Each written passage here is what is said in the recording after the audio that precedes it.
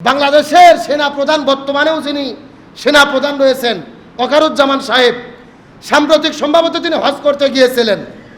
হজ থেকে আসার পরে দেখা যাচ্ছে তার মুখে খোসা খোসা দাড়ি, কিন্তু তার দাড়ি রাখা লেখ দেখে অনেকে সমালোচনা করতেছে, যিনি মনে হয় গুপ্ত হবে, গুপ্ত জামাতের লোক হতে পারে, দাড়ি রাখলো কেন?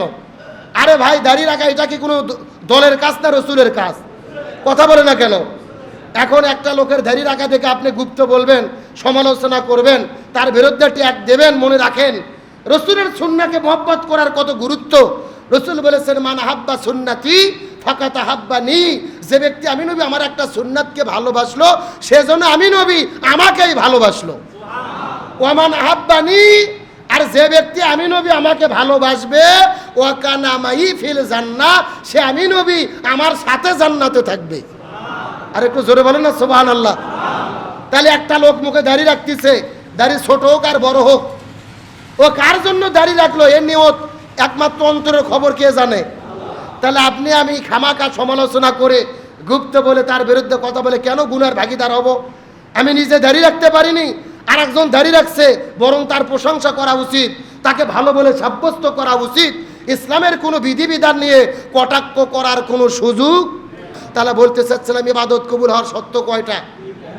1 নম্বর ইখলাসের সাথে ইবাদত করতে হবে, আর 2 নম্বর হলো ইবাদত করতে হবে আল্লাহ রসুল অর্থাৎ শরীয়তের নীতি অনুযায়ী। কোরআন সুন্নাহর নীতি ব্যতীত আবেগ দিয়ে ইবাদত করলে সেই ইবাদত কবুল হবে না। আমার বন্ধুগণ, মুসলমান ভাইরা, গভীর মনোযোগ লক্ষ্য করুন।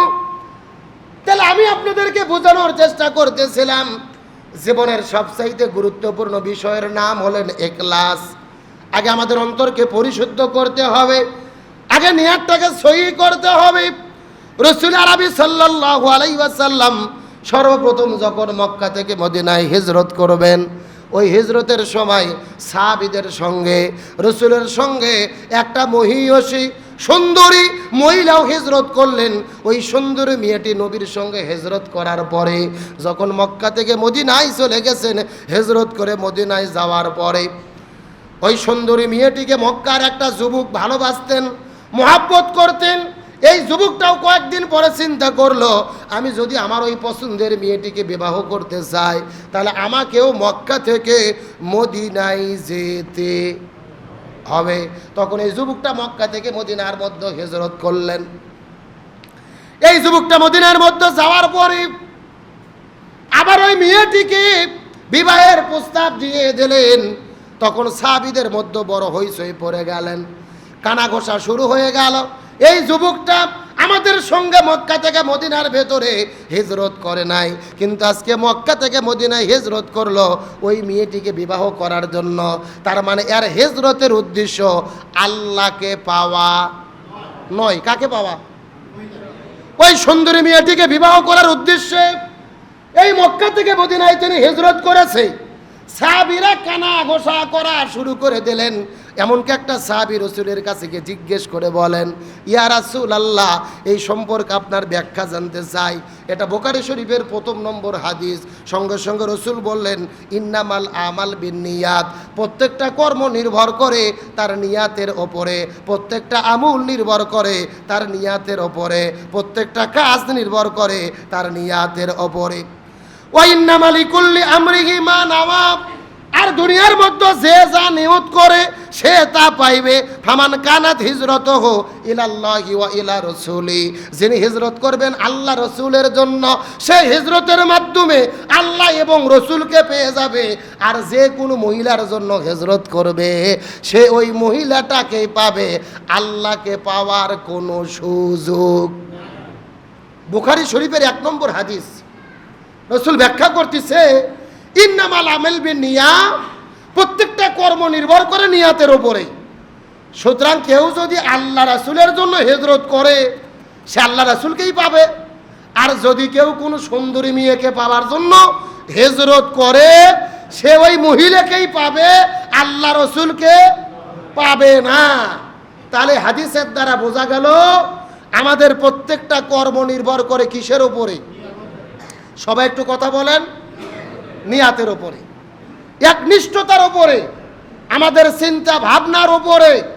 এই জন্যই বলতেছিলাম প্রত্যেকটা ইবাদতের ক্ষেত্রে আগে আমাদের ইখলাসের প্রয়োজন।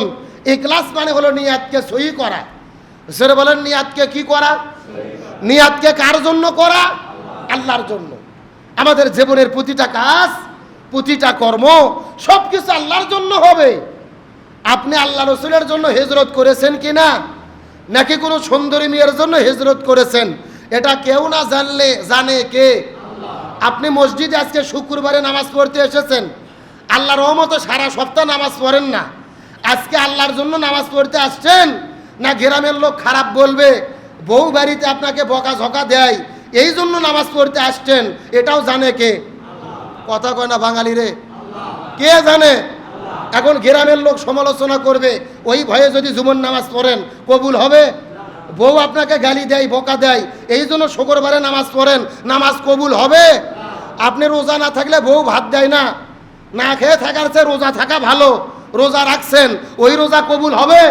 হজ না করলে লোকজন হাজি বলে ডাকে না, হজ করাই লাগবে, লোকজন হাজি সাহেব বলে ডাকবে, হজ করেছেন, ওই হজ আল্লাহর দরবারে কবুল হবে? জাকাত না দিলে লোকজন সমালোচনা করে, জাকাত দেই, এলাকায় আমাকে দানবীর বলে ডাকবে, জাকাত দিয়েছেন, ওই জাকাত কবুল হবে? তার মানে জীবনের প্রতিটা কর্ম নিয়াতের উপরে নির্ভর করে। আপনাকে আগে নিয়াত সহি করতে হবে, আল্লাহর জন্য সব করতে হবে, ইখলাস ঠিক করতে হবে, তাহলে ইবাদত কবুল হবে, নতবা কবুল হবে। বাংলাদেশের সেনা প্রধান, বর্তমানেও যিনি সেনা প্রধান রয়েছেন, ওয়াকারুজ্জামান সাহেব, সাম্প্রতিক সম্ভবত তিনি হজ করতে গিয়েছিলেন। হজ থেকে আসার পরে দেখা যাচ্ছে তার মুখে খোসা খোসা দাড়ি, চমৎকার দাড়ি দেখার পরে অনেকে খুশি হয়েছে, ব্যক্তিগতভাবে আমাকেও ভালো লেগেছে, আলহামদুলিল্লাহ। তার কারণ দাড়ি রাখা কার সুন্নাহ? রসুলের সুন্নাহ। এখন উনি মানুষকে দেখানোর জন্য দাড়ি রাখলো না আল্লাহ রসুলের জন্য রাখলো, এটা কে জানে? কিন্তু তার দাড়ি রাখা দেখে অনেকে সমালোচনা করতেছে, যিনি মনে হয় গুপ্ত হবে, গুপ্ত জামাতের লোক হতে পারে, দাড়ি রাখলো কেন?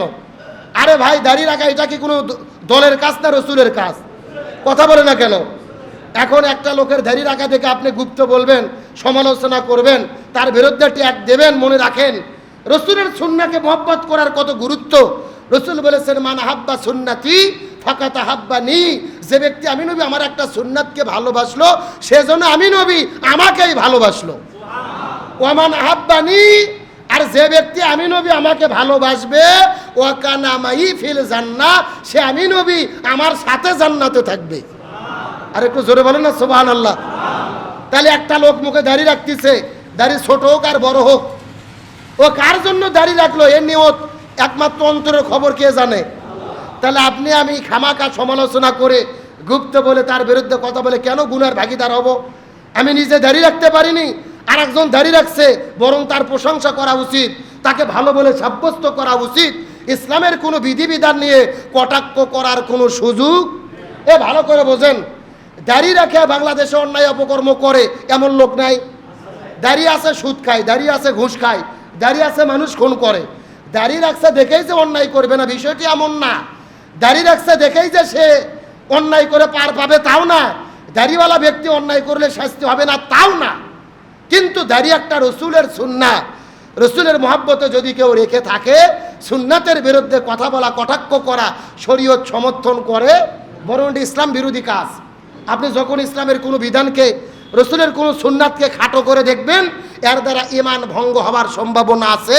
সুতরাং রসুলের সুন্নাহ, কোরআন হাদিসের কোনো বিধানকে আমরা কখনো ছোট করে দেখব। আল্লাহ তাআলা আমাদেরকে ইখলাসের সঙ্গে সব ইবাদত করার তৌফিক দান করুক, বলেন আমিন। তাহলে চিৎকার করে বলেন, নামাজ পড়বে একমাত্র কার জন্য? রোজা রাখবো কার জন্য? হজ করব কার জন্য? যাকাত দেব কার জন্য? জিকির করব কার জন্য? আমাদের জীবনের প্রত্যেকটা কাজ যখন ইখলাসের সাথে একনিষ্ঠভাবে আল্লাহর জন্য হবে, তখন আল্লাহ আমাদের ইবাদতগুলো কবুল করে নেবে ইনশাআল্লাহ। তাহলে আলোচনা করতেছিলাম ইখলাস। জীবনের সবচেয়ে গুরুত্বপূর্ণ বিষয় হলো ইখলাস। সবকিছু একনিষ্ঠভাবে আল্লাহর জন্য করতে হবে। রাসূল আরবি সাল্লাল্লাহু আলাইহি সাল্লাম হাদিস শরীফের মধ্যে বলেন, অত্যন্ত গুরুত্বপূর্ণ একটা হাদিসের ভেতরে রাসূল আরবি সাল্লাল্লাহু আলাইহি সাল্লাম বর্ণনা করে বলেন, সহিহ মুসলিম শরীফের 1905 নম্বর হাদিস, 1905 নম্বর হাদিসের মধ্যে রাসূল বর্ণনা করে বলেন, হাসরের ময়দানে আল্লাহ তাআলা যখন বিচার শুরু করে দেবেন, ইন্না আউয়ালান নাসা ইয়াকাদা ইয়াউমাল কিয়ামা, আল্লাহ কিয়ামতের ময়দানে সর্বপ্রথম যেই দিন বিচার করা শুরু করে দেবেন, আল্লাহ তাআলা সর্বপ্রথম একটা শহীদকে ডাকবেন, যিনি দিনের জন্য শাহাদাত বরণ করেছেন। রাসূল ডাকতে বলবেন, এ শহীদ বলো তো তোমার বক্তব্যটা কি? এই শহীদ বরণকারী, শাহাদাত বরণকারী শহীদ ব্যক্তি আল্লাহর কাছে ডাকতে বলবেন, আল্লাহ, এই দুনিয়ার মধ্যে আমি ইসলামী আন্দোলন করেছি, জালেমের জুলুমের মোকাবেলা করেছি, আল্লাহর জন্য শাহাদাত বরণ করেছি, দিন প্রতিষ্ঠার আন্দোলন করার জন্য জালেমের জুলুমের মোকাবেলা করতে গিয়েছিলাম।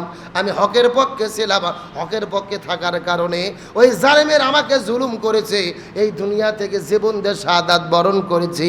আল্লাহ তোমার জন্য শাহাদাত বরণ করেছে, তার কারণ তুমি আল্লাহ কোরআনের মধ্যে বলেছো, ওয়ালা তাকুলু লিমান ইউকতালু ফি সাবিলিল্লাহি আমওয়াত, যারা আল্লাহর জন্য জীবন দেয় এরা কখনোই মরে না, এরা হলো জীবিত। হে আল্লাহ, আপনি আল্লাহ আপনার জন্য শাহাদাত বরণ করেছ। আল্লাহ তাআলা ডাকতে বলবেন, হে শহীদ, তুমি মিথ্যা কথা বলো না, তুমি জীবন দিয়ে শাহাদাত বরণ করেছো, কিন্তু আমি আল্লাহ আমার জন্য তুমি শাহাদাত বরণ করো নাই। তুমি মনে মনে ভেবেছো আমি যদি জালেমের জুলুমের বিরুদ্ধে লড়াই করি, আমি যদি ইসলামী আন্দোলন করি, জিহাদের ময়দানে গিয়ে যদি জিহাদ করি, বীরত্বের সঙ্গে জালেমের জুলুমের মোকাবেলা করি, এলাকার মানুষেরা আমাকে বড় বীর বলবে, এলাকার মানুষেরা আমাকে সেনাপতি বলে ডাকবে, আমাকে সাহসী বলে আমাকে ট্যাগ দেবে, আমার প্রশংসা করবে, আমাকে বীর বলে ডাকবে, অর্থাৎ মানুষ তোমার প্রশংসা করবে। এই জন্য তুমি জিহাদ করতে গিয়েছিলে আর তুমি শাহাদাত বরণ করেছো, মানুষ তোমাকে বীর বলবে, প্রশংসা করবে। তার মানে তুমি আমি আল্লাহ আমার জন্য শাহাদাত বরণ করো নাই, দুনিয়ার মানুষের প্রশংসা পাওয়ার জন্য শাহাদাত বরণ করেছো। আল্লাহ ফেরেশতাদেরকে ডাকতে বলবে, এ ফেরেশতারা এই শহীদকে ঘাড় ধরে ওপর করে জাহান্নামের মধ্যে ঢোকায়া দাও। নাউজুবিল্লাহ বলেন। একটা শহীদ সারা জীবন ইসলামী আন্দোলন করেছে, হকের পক্ষে ছিল, জালেমের জুলুমের মোকাবেলা করেছে, অথচ জীবন দিয়েছে শুধুমাত্র আল্লাহর জন্য নয়। মানুষেরা তাকে বীর বলবে, তার প্রশংসা করবে, তাকে সেলুট দেবে, কাছে ডাকবে, ভালো বলে প্রশংসা করবে। এই জন্য তিনি জীবন দিয়েছে, এই জন্য শহীদ হওয়ার পরেও সে যাবে কোথায়? আর একটু জোরে বলেন না ভাইরা। কত বড় চারটিখানি কথা নয়, গুরুত্বপূর্ণ কথা চিন্তা করেন। জীবন দিয়ে শহীদ হওয়ার পরেও জাহান্নামে যাবে, তার অন্তরে ইখলাস না থাকার কারণে। কি না থাকার কারণে? ইখলাস মানে হলো খাঁটি নিয়াত, আল্লাহর জন্য সব কিছু করো। আপনি ইসলামী আন্দোলনের বড় নেতা, জিহাদ করতেছেন, যুদ্ধ করতেছেন, জালেমের জুলুমের মোকাবেলা করতেছেন, কিন্তু আল্লাহর সন্তুষ্টি যদি আপনার নিয়াত না হয়, মানুষ আপনাকে বীর বলবে। এই নিয়তে যদি যুদ্ধের ময়দানে মারা যান, এই শহীদ দিয়ে আল্লাহর জান্নাতে যাওয়া যাবে। সব কিছু হবে আল্লাহর জন্য। আমাদের জীবন মরণ মহব্বত সব কিছু হবে আল্লাহর জন্য। মহব্বত আল্লাহর সাথে, মহব্বত রসুলের সাথে, মহব্বত কালেমার সাথে। কিন্তু আল্লাহ রসুলের সঙ্গে আমাদের কি মহব্বত আছে?